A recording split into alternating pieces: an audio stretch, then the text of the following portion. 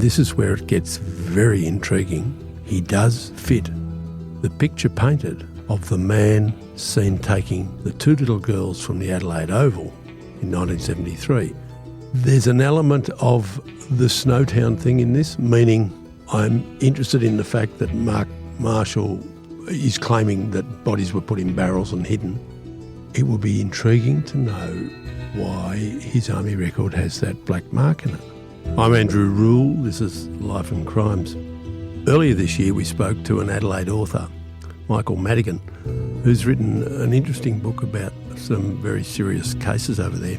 And we mentioned almost in passing the existence of an unsolved case in Adelaide, and there are many of them.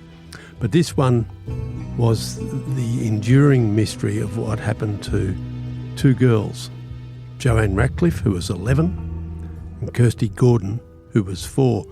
They were abducted from the Adelaide Oval at a football finals match, August the 25th, 1973. Intriguingly, there were quite good witness accounts, at least one, but more than one, witness accounts of the man seen struggling with these two girls. And years later, there was another witness account which confirmed the first one, and that was a person some hundreds of metres away from the football ground who saw what would clearly be the same man taking these same two girls. Last week, listeners will recall that we talked about the Townsville case. It turned out that a man called Arthur Stanley Brown, known locally as Artie Brown, who was a little thin man, worked as a carpenter come handyman come maintenance inspector at North Queensland public buildings. He would attend police stations, schools, court buildings, all the public buildings, and do maintenance work. And he was not convicted, but certainly guilty of murdering two little sisters, the Mackay sisters, who were Susan and Judith. Arthur Brown was probably one of Queensland's or Australia's worst sex offenders, sex killers, child molester, a serial offender who flew under the radar for decades.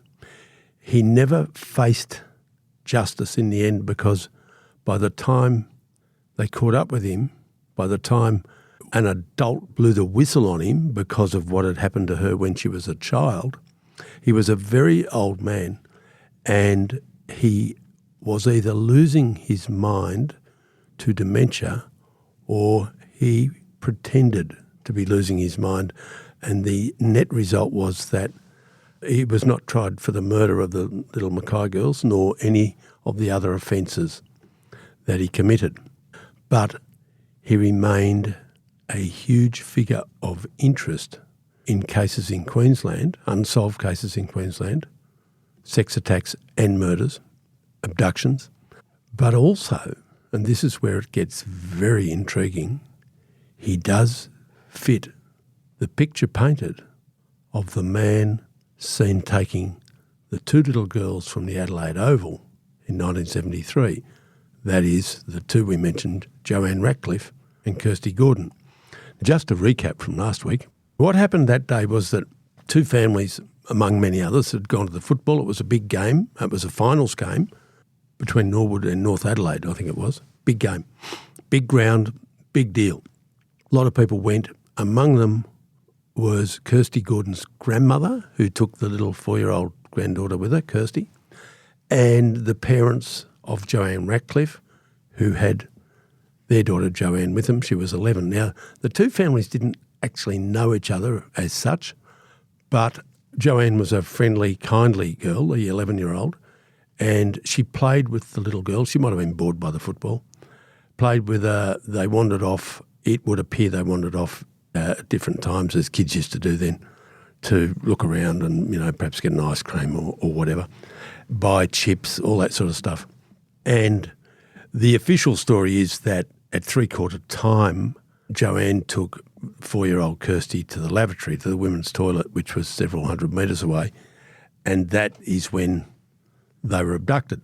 Now, that might be approximately true, But it seems that afterwards that the police found a young fellow called Anthony Kilmartin or Tony Kilmartin, 13-year-old boy who'd been selling lollies and chips and all that sort of stuff during the game, and therefore he'd seen quite a lot of people and he noticed who he'd served.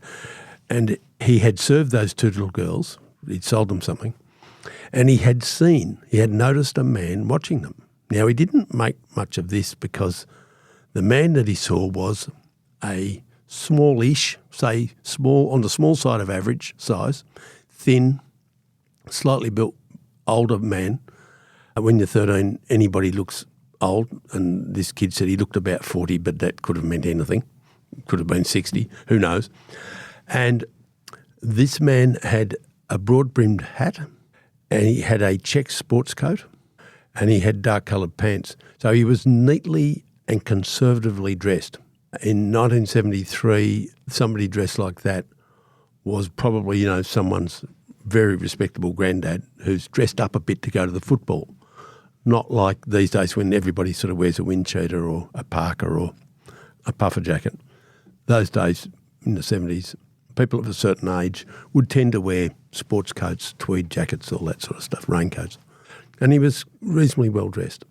He would pass as a respectable grandfather, and that is why when this young boy, Kilmartin, saw this man struggling with the two girls, picking up the little one and putting her under his arm and remonstrating with the bigger one and sort of dragging her along by one arm, he assumed, as I think everyone did, that it was just somebody's older father or grandfather dragging them along to take them away from the game, and that the kids didn't want to leave and they were yelling and kicking and struggling and were being very naughty. That's what it looked like, because we all see what we think we're seeing. And sometimes, mostly we're right, but sometimes we're wrong.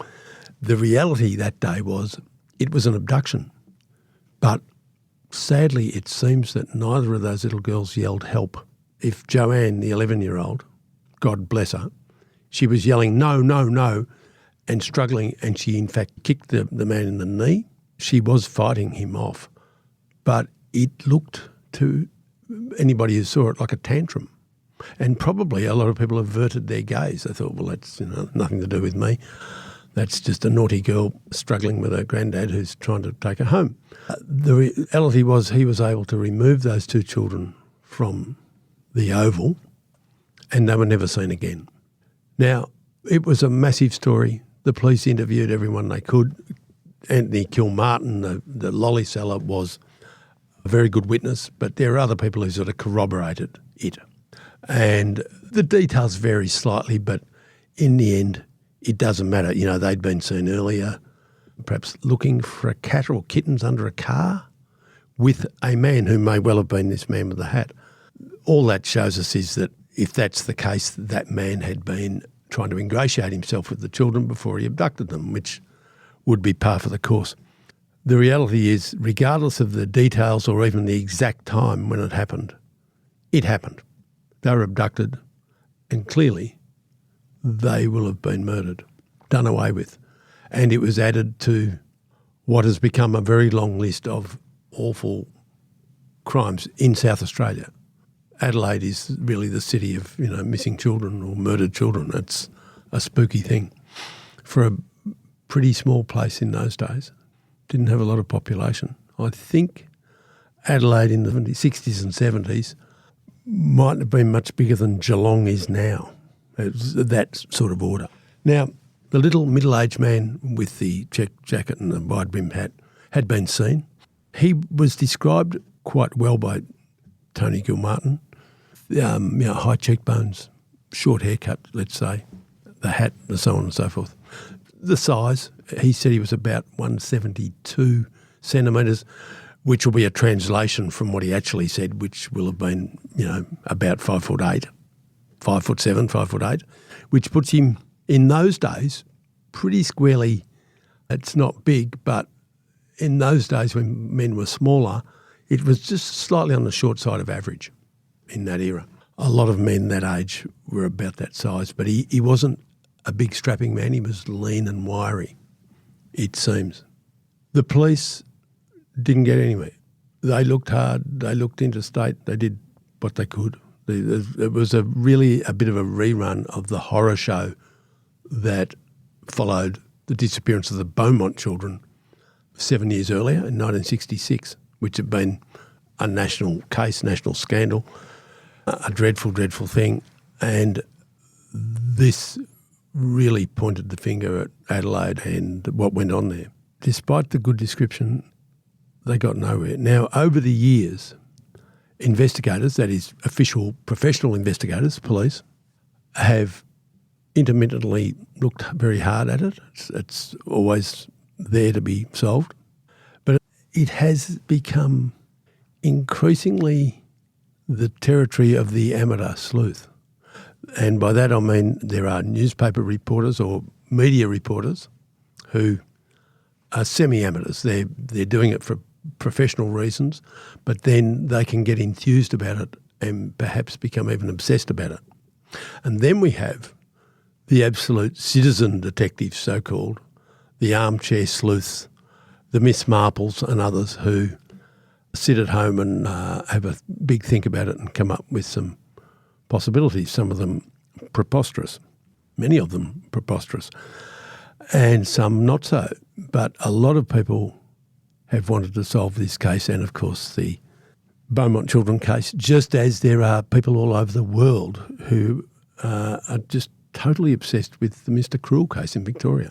It's amazing that global communication networks have meant that we now get global interest in certain cases, and that some Australian mysteries have become big overseas in a way like the Madeleine McCann mystery did. The English child that disappeared in Portugal became an international story. So these stories, these mysteries have gathered strength over the decades. In Adelaide, a local journalist, respected local journalist called Brian Littley, became involved in chasing it up because he'd come into newspapers via country newspapers and later to the Adelaide Advertiser, our sister newspaper in Adelaide. He came into newspapers, 15, 20 years after this happened in the 70s. And he mainly worked in investigations. He mainly worked the crime beat and did investigative stories. And that's why he became knowledgeable about this case and in the end totally intrigued by it. And he followed the case closely and he became very wrapped up in it. What really hardened Brian Littley's interest in this case, as he told me in a very long telephone call recently, was when a notorious pedophile in the modern era, relatively modern era, a man called Mark Trevor Marshall, made a 40-page statement, confession, call it what you like, a rambling 40-page screed, which I think he shared with a sexual offences counsellor in prison. This guy, Mark Marshall, was in prison for several child sex offences. He was very notorious in Adelaide. He ended up locked up 6 times and then he was given sort of an indefinite sentence so that he would be locked up for a very long time. And there was a lot of controversy over there about whether he should ever be released, etc., etc. So a notorious figure. He made this 40-page rambling, let's call it a confession, let's call it a statement, let's call it whatever. It might be a fantasy. Long story short, this was leaked somehow to the Mulligan inquiry. Now, the Mulligan inquiry was a big deal in South Australia. It was an inquiry run by a lawyer, judicial figure, retired judge, I think, called Mulligan, into the abuse of people in state care, or words to that effect. And this statement by Mark Trevor Marshall made its way to the Mulligan inquiry and I think was sealed.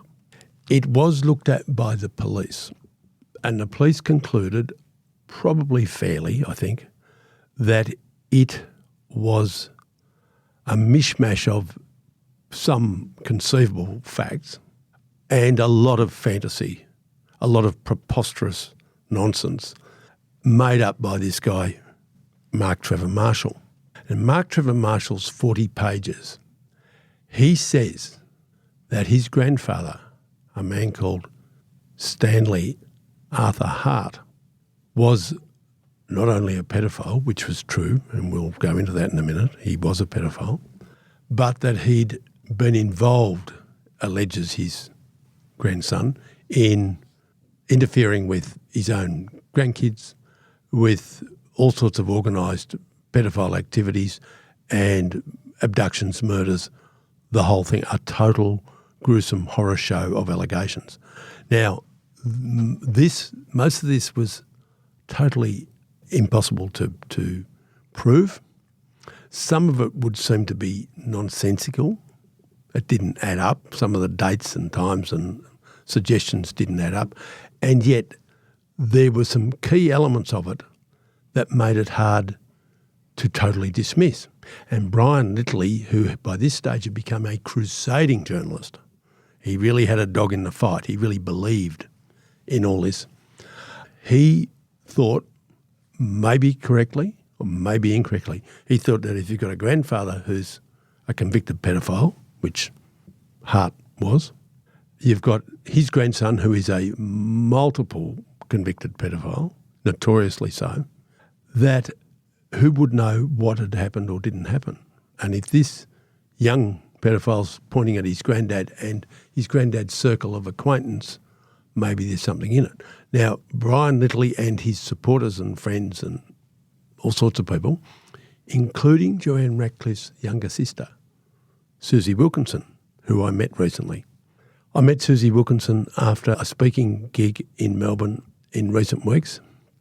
In early 2026, she approached me and said, I'm Susie Wilkinson. You would know me as Susie Ratcliffe, the Keep a Light On Foundation. And then I gradually remembered she was the sister of Joanne Ratcliffe, one of the girls that had vanished at the Adelaide Oval. And although she was born after her sister's disappearance, she'd been brought up by her distraught parents that her sister had been snatched away and that the family was determined to find the truth. And she actually was inculcated with this mission early in life, which is a pretty big thing to put on a child's shoulders, I have to say. She's now a middle-aged woman, obviously, in her 50s, and she talked to me about this and about how she hoped that Brian Littley's investigations, ongoing investigations, his dogged determination to prove that it was Stanley Hart that had snatched her sister and Kirsty Gordon. She talked about that and told me about it, and that's why I've come to have another look at it. And I then spoke to Brian Littley himself, and he told me at length all the things that he's been doing and what he believes and doesn't believe and so on. To make a very long story short, Littley is totally convinced that Hart is the man behind the abduction in 1973, that he either killed or had killed, got them killed, these girls. What proof has he got? Well, apart from the grandson's rambling lunatic fantasy stuff, not a lot as yet. He would dispute that statement and probably will. He and others have located 2 drums, 44-gallon drums, as they used to be called, in a tunnel built in a dam wall right up in the north of central north, as they call it, of South Australia.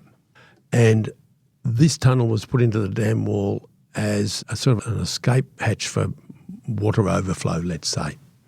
It doesn't matter what it was. It was never actually used for that, so it remained dry, and it was sealed up for security or whatever at some point. But before it was sealed up with rocks and concrete, it had just had these sort of iron gates on it. And the story told by pedophile Mark Marshall was that the kids' bodies had been put in drums of acid or whatever and hidden in this long underground tunnel. Now, Littley and other true believers have located these rusty drums. They have told police, and the police have looked at it, and the police at this point have not got apparently any forensic proof that there's anything in the barrels that would suggest there were bodies in them. And Littley and his supporters, including Susie Wilkinson, Susie Ratcliffe, believe that that's wrong and that further testing will prove in the near future, this year, that there is bone matter or something in that barrel that with modern technology, forensic technology, can be linked to human bodies. Now, we'll wait and see with great interest if that's the case, because if it is the case, maybe that's where those two little girls ended up.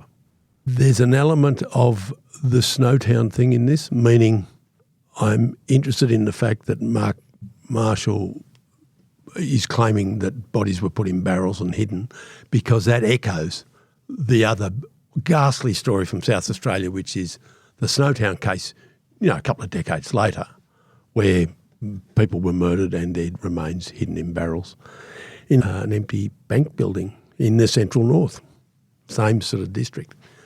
So we'll await this with interest. But it does make us want to have a look at Stanley Hart. And I've been doing that this week so that our listeners can get a bit of a picture of what can go on behind a respectable facade. Stanley Hart was born in 1917 in South Australia. He was an upholsterer, I think the son of an upholsterer. I think they were called, Hart Brothers. They had a business or a shop in Punda, which is, I think, north of Adelaide, in there. Kapunda or Prospect, in that area where R.M. Williams' factory is, that sort of place. So outskirts of Adelaide. He joined up the Australian Army in 1941, patriotic young fella, 24 years old. He's enlisted in 1941. He is sent to New Guinea, as it was then called, and he served a total of more than 1,300 days in New Guinea. So he did pretty well 4 years in New Guinea, and he rose to the rank of sergeant. He wasn't in the firing line, which, most people aren't in reality. He was, I think, an administrative type fellow, so he must have had some intelligence and some ability to read and write well and all that sort of stuff, or else he would not have been chosen to do that. I've looked up his army records, and his record would seem to be conventional and clean, except for one thing, and I don't know what this thing is. The army military records that are publicly available online, they are sometimes redacted because they are publicly available. And when you go through Stanley Hart's, you get to late in 1945, around the time the pressure's off because the war's coming to a close. There is a big, bold, black redaction block put through 2 or 3 lines of type, maybe not type, maybe handwriting, on the list of all the things that he'd done and jobs he'd done and so on. And I presume that that is something considered sufficiently disgraceful or negative that the censors thought it should be censored. We don't know what that is. The police could probably find it. They could probably go to the original records and have a look. But it could be something as simple as he was treated in Port Moresby Hospital for venereal disease, which was, if you weren't actually shot or hit with bomb fragments in the war, a lot of soldiers ended up in hospital with, sexually transmitted diseases, as can happen. Or maybe, just maybe, he'd been charged with something. Maybe the good Sergeant Hart had been charged and presumably exonerated because he wasn't kicked out of the army. He maintained his rank and he was subsequently discharged when he got back to Australia, I would suggest as normal.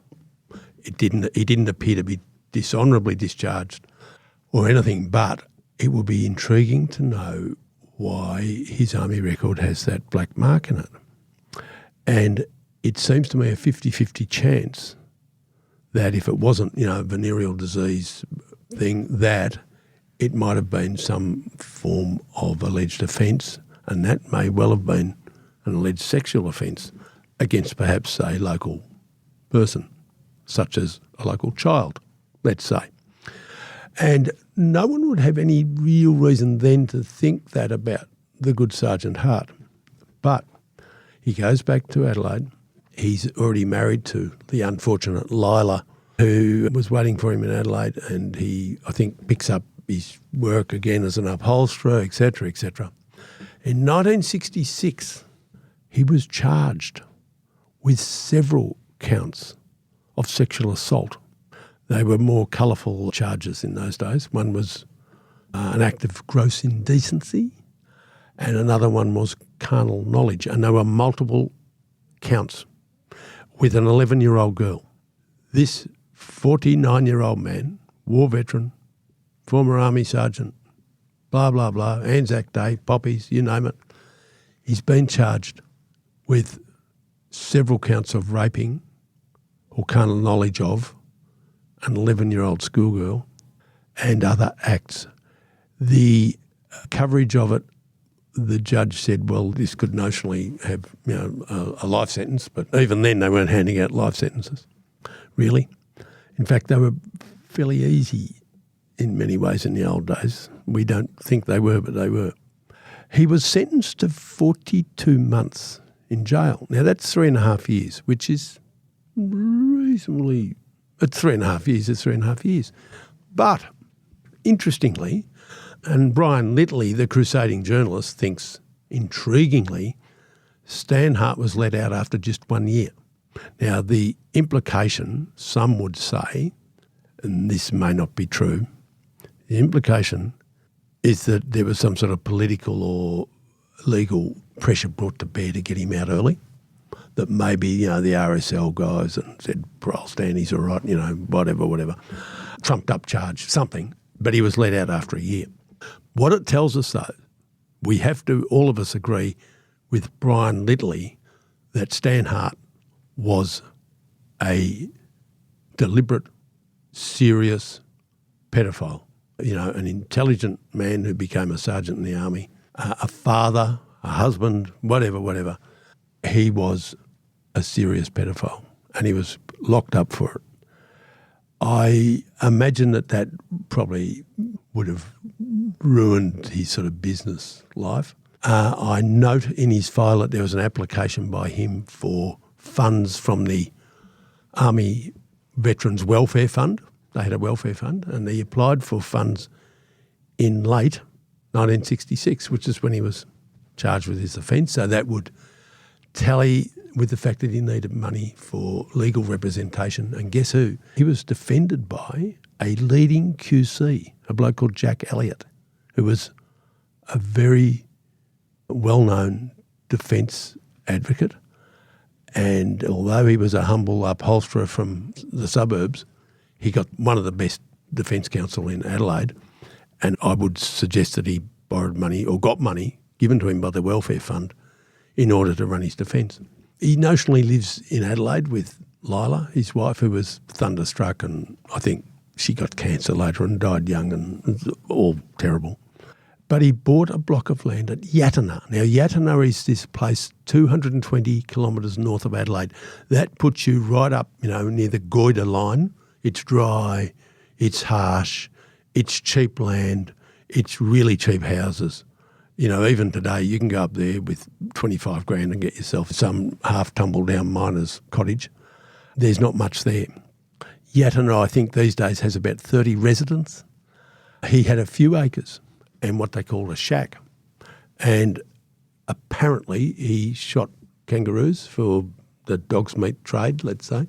So he was used to shooting and killing, and he slaughtered sheep, sold the meat or whatever. Ran a few head of stock, a few horses, a bit of this, a bit of that. Now, I understand, and I can't be sure of this, but this is secondhand, but that he wasn't popular or liked by other people around Yatina, probably because it's a small, society over there in those days, that anyone whose name was in the paper for sexual offences against an 11-year-old girl, it would be known about him and it would spread ahead of him, and wherever he went, people would know that. The picture painted by his grandson, Mark Trevor Marshall, is of an evil figure, depraved man who did depraved things and who twisted and bent members of his own family, notably Mark himself. Now, whether this is some sort of just a defensive mechanism that Mark is grasping for to explain his own actions, we don't know. But what we do know is, and prison psychiatrists and others will vouch for this, that a lot of sexual offenders like this are the product of the abuse that they suffered themselves.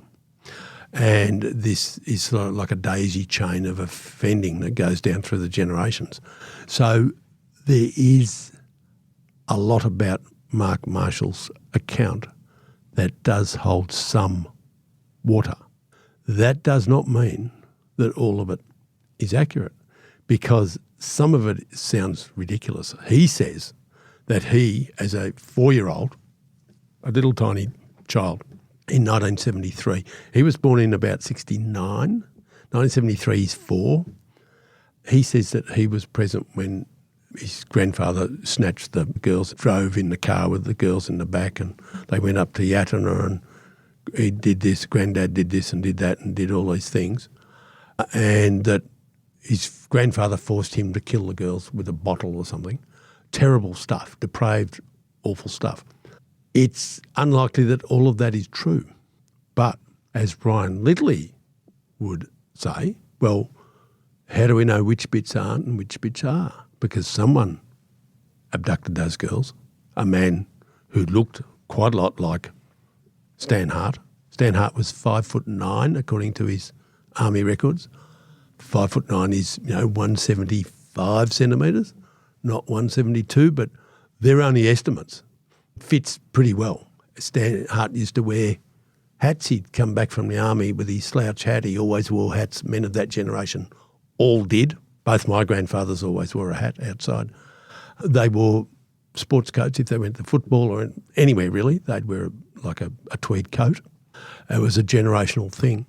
So Stan Hart does, in general terms, as well as the specific terms of being a known pedophile, fit the identikit of the man who took those girls from the Adelaide Oval in 1973.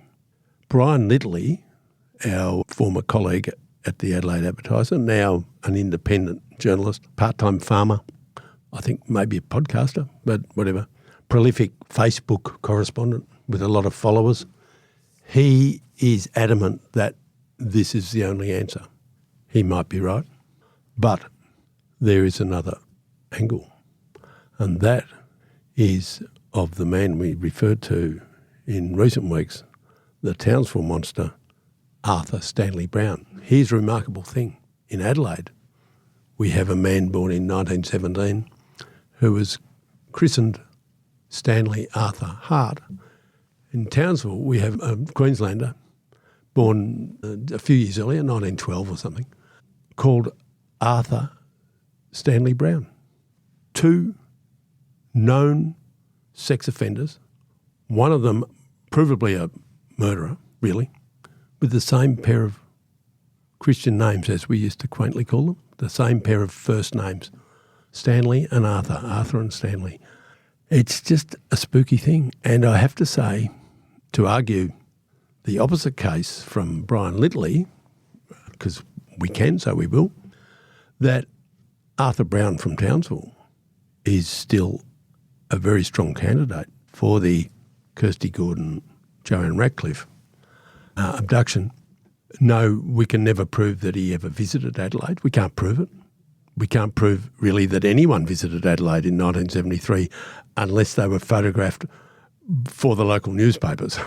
Basically, there is no way of tracing anybody much that far back. No hotel registries still exist. There's no cameras in the streets. There's nothing.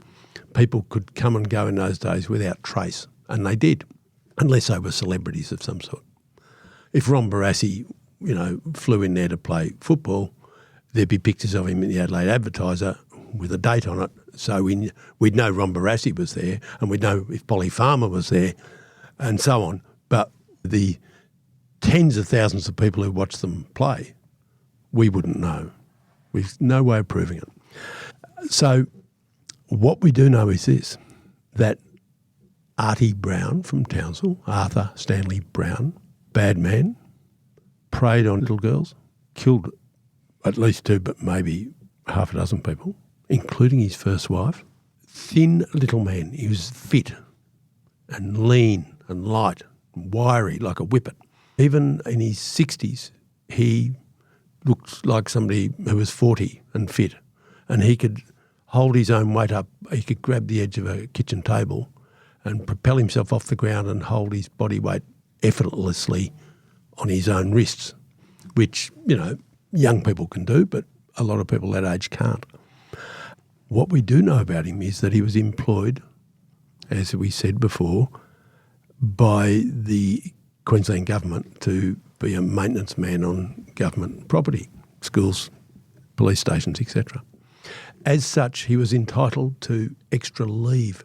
If you lived in far north Queensland in those days, you got extra leave because you were so far from civilisation.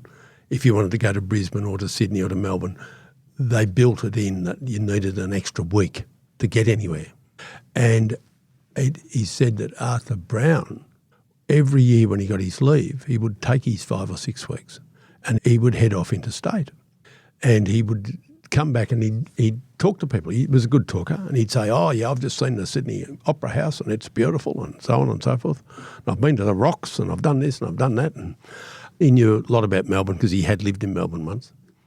But also, and this is the bit that matters, he did talk to relatives about Adelaide, and he did talk about a specific thing. Arthur Brown boasted how beautiful it was to be near the River Torrens and to see the brand new Adelaide, I'll say Arts Centre, but it was a big hall, festival theatre, big deal.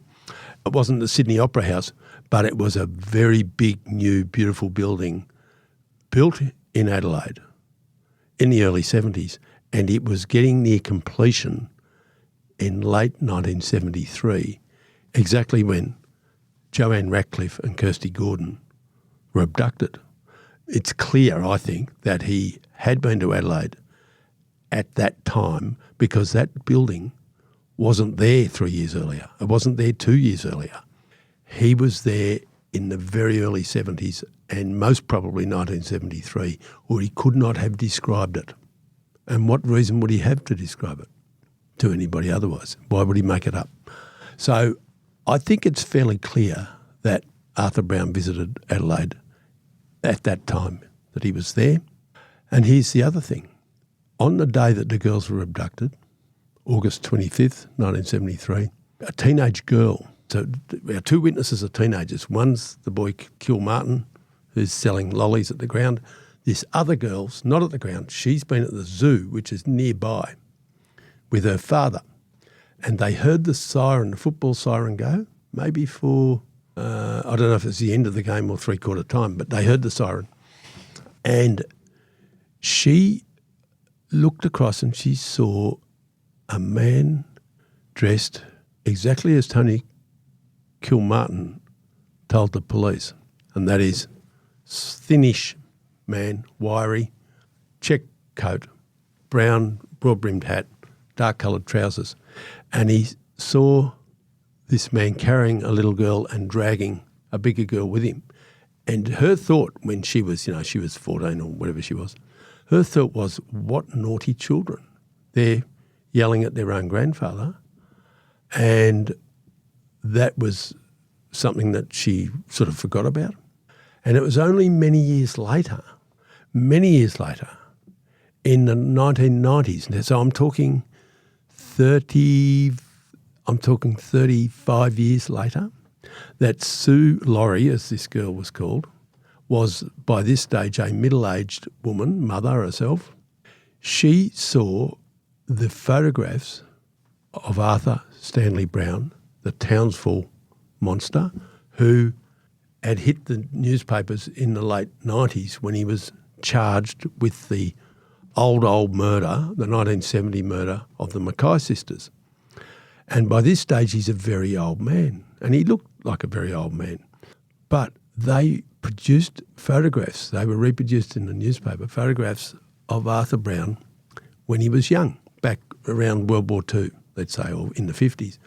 And he had the big hat, had high cheekbones, he had the short haircut, and his ears stuck out quite well. They were taxicab ears. He had quite distinctive, sharp features, very lean, a bit of a lantern jaw. And when she saw that photograph, this 50-year-old Adelaide lady, Sue Laurie, she goes, "Oh my God, that's the man I saw with those two kids leaving the Adelaide footy area near the zoo back in 1973. And she put it all together. She realised then that she had probably seen firsthand the latter stages of the abduction of the two girls. And she was struck by the similarity, that she'd never actually forgotten the face or the look of the man that she saw that day. And when she saw that picture in the newspaper in 1998, I think, she was just struck by it and she got in touch with people. I was one of the people she got in touch with, and I wrote a long, complicated story about the whole thing, about Arthur Stanley Brown, which linked him as a really good suspect for the Adelaide case. And so what we have here is two candidates for that terrible old cold case, the disappearance, the murder, the sexual abuse, no doubt, and murder of two children in 1973.